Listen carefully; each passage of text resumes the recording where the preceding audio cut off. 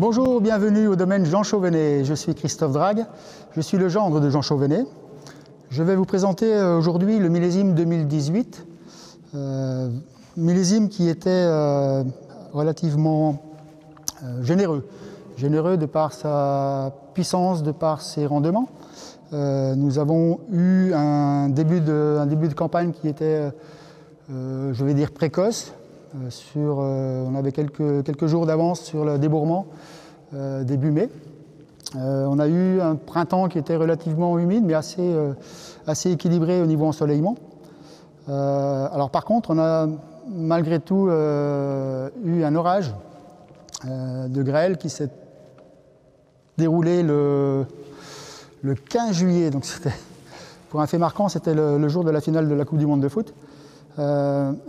Cet orage de grêle nous a impacté toute la partie sud de Nuits-Saint-Georges, donc des Perrières, des Poulettes, des Vaucrins, ce qui a énormément impacté la récolte. Alors la récolte, malgré tout, nous l'avons débutée le 8 septembre. C'était une date relativement précoce. Et quand nous sommes arrivés sur cette partie de vignes assez grêlée, nous avons eu beaucoup de tri à faire. Malgré tout, on s'en est, je dirais, plutôt bien sorti.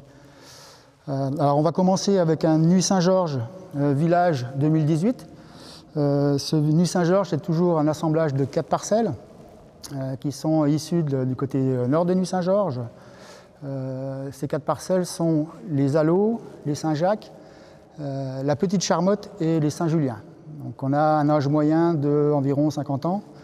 On a des sols qui sont côté nord qui sont relativement graveleux, relativement sableux, avec du minerai de fer qui affleure ça et là sur certaines parcelles, d'où cette caractéristique d'argile rouge que l'on peut retrouver.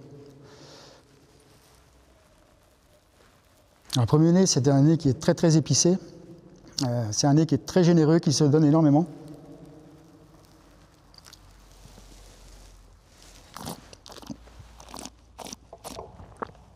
On a beaucoup de fraîcheur.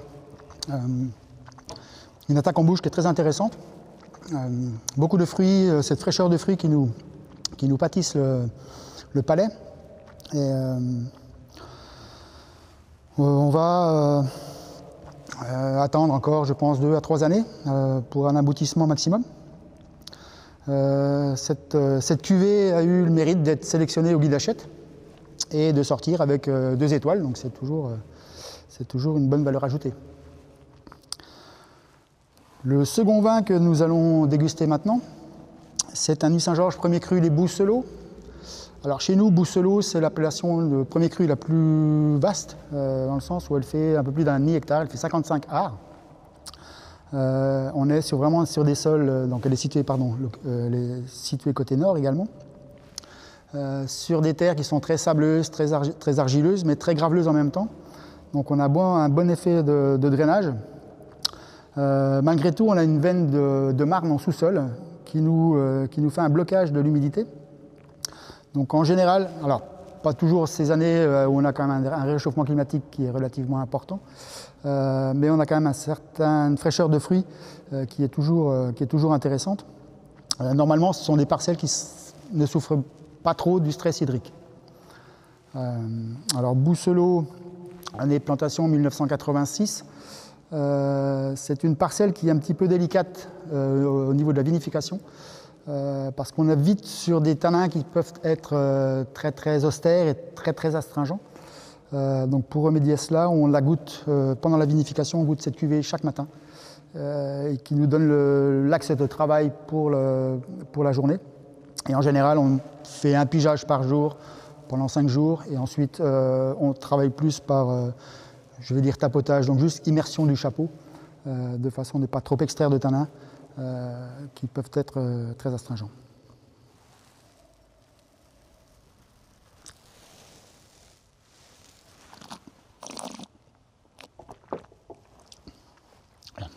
Là, on arrive à trouver un vin qui est très complet. Quelque part, peut-être pas tout à fait représentatif de la partie nord, dans le sens où on a des terrains qui sont puissants, ils sont mûrs, ils sont puissants. Pour la récolte, en général, on essaye d'attendre le maximum de maturation phénolique, de façon à avoir des tanins beaucoup plus lissés qu'autrement.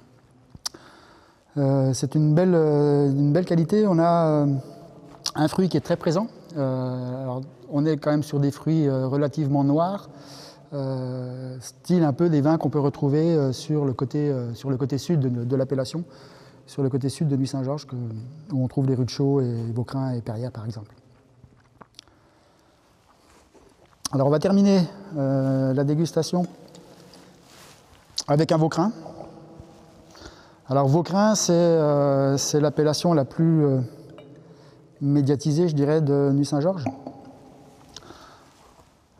Il faut comprendre qu'à Nuits-Saint-Georges, il n'y a pas de grand cru. Nous avons une palette de terroirs de 41 premiers crus classés. Et sur les 41 premiers crus, il y en a 3 qui sont, je dirais, en tête de cuvée, qui sont les Saint-Georges, d'où le nom de Nuits-Saint-Georges.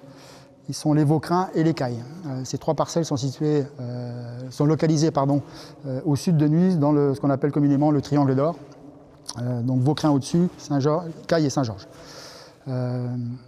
Vaucrin, je dirais, c'est toujours le vin le plus abouti. Alors pas forcément facile à déguster dans ses premières jeunesses, parce qu'on a quand même une complexité aromatique intéressante, on a une structure qui est assez intéressante, on a une puissance de vin aussi qui est très marquée, mais c'est une bouteille qu'on peut attendre au minimum 10 ans et voire plus selon certains millésimes, comme 2015 par exemple. Alors, sur ce que je disais tout à l'heure, Vaucrin 2018, c'est une des parcelles qui a été impactée par l'orage de grêle. Donc là, on a passé énormément de temps à la vendange pour faire le tri.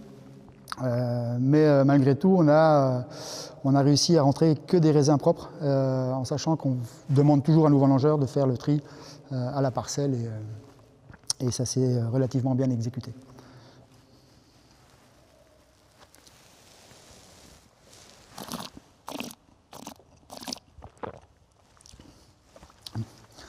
« 2018, c'est vraiment un millésime gourmand, c'est un millésime généreux qui nous procure beaucoup de sensations. On a ce côté un petit peu épicé, ce côté un petit peu anis étoilé, qui nous donne de la fraîcheur, qui nous donne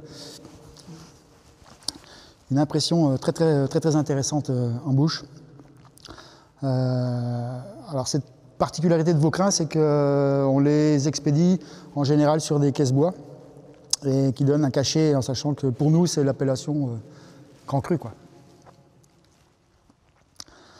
Voilà, bah écoutez, je vous remercie. J'espère que j'ai pu vous faire découvrir, alors c'est toujours compliqué, mais j'essaye de vous faire découvrir ce millésime 2018 qui, pour moi, est une très belle année. Merci.